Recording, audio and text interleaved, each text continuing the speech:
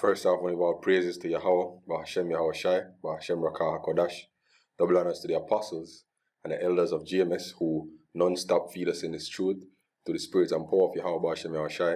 Salutations to the hopeful elect, the men out there who are building the house of David by Atawada, who are constantly teaching, who are living in sincere unity with the brotherhood, loving the brothers, caring about the brothers, and who are going out there in the highways and the byways pushing these prophecies, as the apostles keep pushing. We are a camp of prophets. That's our job. Right now, I've been, inspired, by the last video that the Apostle Gabar did, the napkin, to continue the topic of doing the work and the importance of constantly doing the work, since it is an edict, it is a commandment that is given from our Lord Yahweh Shai. And it's a profound requirement of ours, right? It's not just something that you are asked to do; it's a must, right? It's an obligation. It's something that you don't have a choice about, right? Men don't understand the importance of coming in this truth and calling on the name Yahweh Bahashem Yahweh Shai, throwing on a garment and going out there in the highways and the byways, saying that you are a prophet, right? We have a responsibility. We have a duty that cannot be neglected, and if neglected, will cost you your life. Right, so let's get right into the scriptures. This is Psalms 116 verse 10. I believed, therefore have I spoken. I was greatly afflicted. Right. So the point here I want to bring out is that the King David, as a prophet, said in the spirit, I believed, therefore have I spoken. So if you believe this truth, if you heard this truth, whether by videos that brothers did, when you were coming in this truth, or whether you stopped and you saw them on the highways and the byways, however you got, wind of this truth, at some point you believed, right? And because you believe, therefore you have to speak, right? You now have to be one of those speakers which you heard the truth from, right? Because just like how somebody learned the truth from you, just like how you learned the truth from somebody else by them speaking, know that you have believed, you will have to speak so that somebody else can learn it from you, right? So that the wildfire can continue to spread, right? Isaiah 62 and verse 6, I have set watchmen upon thy walls, O Jerusalem, which shall never hold their peace day nor night. Ye have made mention of the Lord, keep not silent, and give him no rest till he establish until he make Jerusalem a praise in the earth. Right?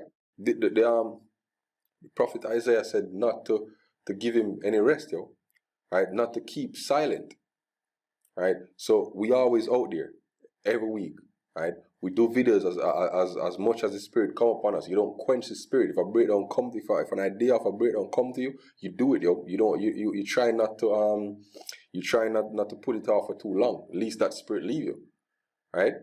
Ye that make mention of the Lord, keep not silent. We are watchmen that are upon the walls. So if a watchman is dumb, right, then what point is that watchman? If there's no way for him to communicate, right, or if he's not communicating to the people over whom he's watching, what good is he, right? This is Luke chapter 10 verse 1. After these things the Lord appointed the other 70 also, and sent them 2 and 2 before his face into every city and place whither he himself would come.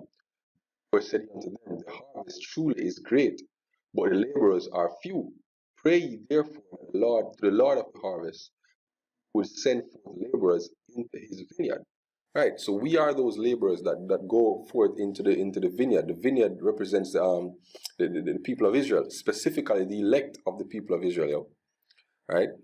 So the harvest truly is great, but the laborers are few. So if the laborers are few, you that exist now, we that exist now as laborers, have to make sure that we do as much as we can, right? We have to flood this internet with the truth, Right now, if you go on YouTube and you type in GMS, there's so many videos that come up, right? Because it's all about, see, GMS Twilight Mad Scientists, GMS Juice, GMS On the Road Spirit, GMS Mailbag, Apostles of GMS, GMS Life Set, GMS in Transit, Apostles of GMS, GMS Worship, GMS Live. So there are literally thousands of channels, for GMS members, and hundreds of thousands of videos out there, right? Every day, every week, every month, every year. right? This is 1 Corinthians 9. Let me start at verse 15. For though I preach the gospel, nothing to glory of, for necessity is laid upon me. Yea, woe is me if I preach not the gospel. Look up that word necessity.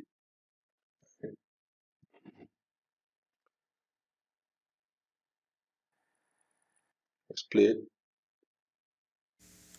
Strong's G 318. Anagke. Anagke. Right? It says necessity, imposed either by circumstances or by law of duty, right? Regarding one's advantage, custom, or argument, calamity, distress, straits, right? So the first point is what we want to bring out. Necessity imposed either by circumstances or by law of duty, right? This is our duty, yo. You know, this word is our duty. So here's what the Apostle Paul said again, right? For though I preach the gospel, right, I have nothing to glory of, right? For necessity is laid upon me. Woe is me if I preach not the gospel. So woe is unto a lot of you scoffers, a lot of you other men who are slacking in the truth, yo. Woe unto you if you preach not the gospel.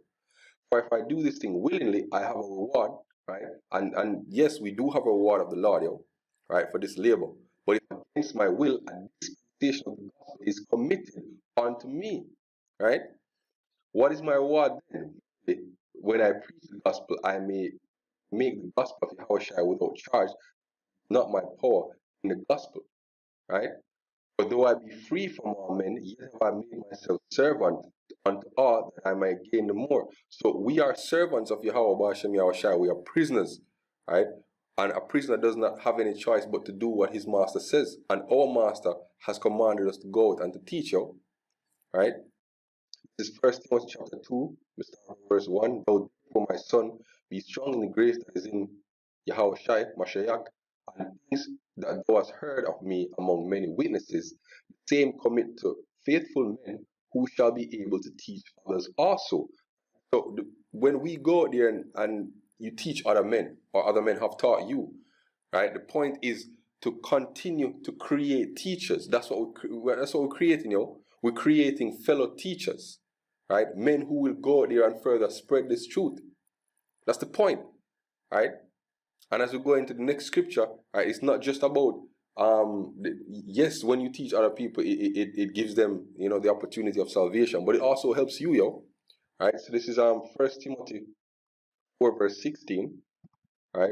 Let me start at verse 14. It says, neglect not the gift that is in thee, given thee by prophecy, taken on of the hands of the presbytery. This gift that we have, yo. Right? Matter of fact, let me start at verse 13. So it's such a good scripture. Right? I come reading, exhortation, which this video is a form of exhortation, and to doctrine. Right? Neglect not the gift that is in thee, which was given thee by prophecy, with the laying of hands of the presbytery. Right? The gift that is in us, right, is this truth, is the understanding of this truth. And we are commanded not to neglect it. Right? But what? To meditate upon these things, thyself wholly to them, thy profiting may appear to all. Heed unto thyself and unto the doctrine, continue in them, for in doing so thou shalt both save thyself and them that hear thee. Right? So we doing this work also saves ourselves, and not only those that hear us. And that's beautiful, yo. That's beautiful. You know, so with that, I hope this lesson was, you know, a true exhortation to the Akim, you know, and again, Shalom.